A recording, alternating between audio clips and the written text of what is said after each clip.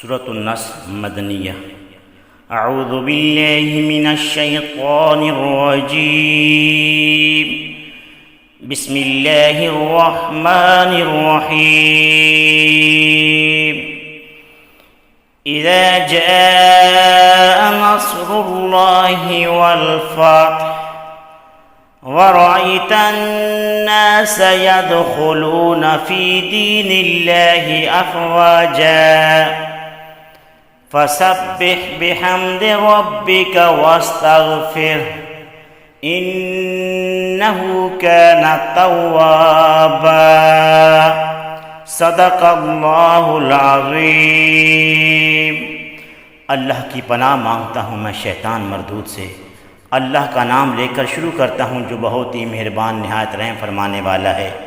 جب اللہ کی مدد آ پہنچے اور فتح نصیب ہو جائے اور آپ دیکھ لیں لوگوں کو کہ وہ داخل ہو رہے ہیں اللہ کے دین میں فوج در فوج، تو اس وقت اپنے رب کی حمد کرتے ہوئے اس کی پاکی بیان کیجئے اور اپنی امت کے لیے اس سے مغفرت طلب کیجئے، بے شک وہ بہت توبہ قبول فرمانے والا ہے۔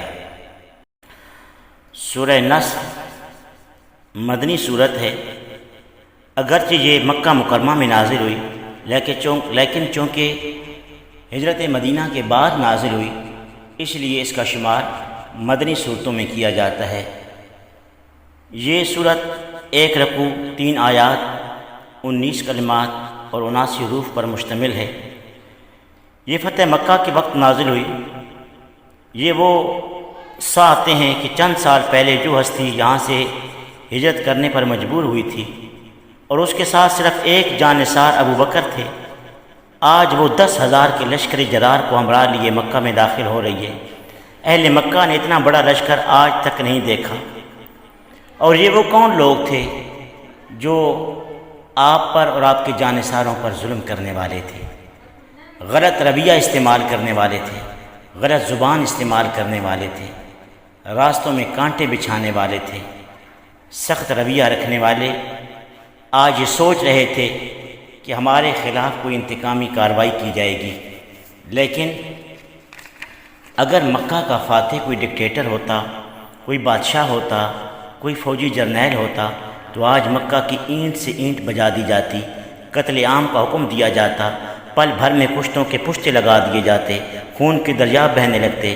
لیکن آج ایسی کوئی بات دیکھنے میں نہیں آ رہی، کیونکہ آج کا فاتح محمد الرسول اللہ صلی اللہ علیہ وآلہ وسلم ہیں۔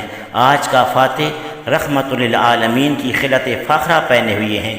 آج کا فاتح قیامت تک فاتح بن کر داخل ہونے والوں کے لیے اپنا اسوہ حسنہ پیش کرتے ہوئے فرما رہے ہیں کہ آج جو کوئی بھی حرم مکہ میں پناہ لے گا، گھر کے کباڑ بند کر دے گا، ابو سفیان کی حویلی میں داخل ہو جائے گا، سب کو امان ہے۔